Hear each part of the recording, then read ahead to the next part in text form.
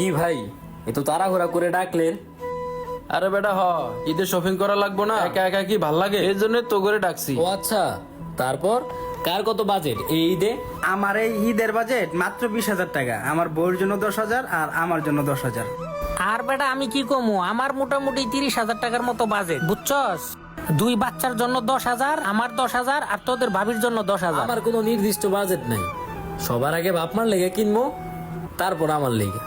আমার কাউরে দেওয়া লাগে না, আমার ফ্যামিলিতে বড় ভাই আছে, সেই সবাইরে দেয়। আরে বেটা আমার বউয়ের একাই লাগবে 50,000, আর আমার টুকিটাকি মিলে ধর 60-70 হাজার টাকার ভিতরে হয়ে যাবে। আর বাপ মা তো বুড়ি হয়ে গেছে, বাপ মার আর কি দিমু।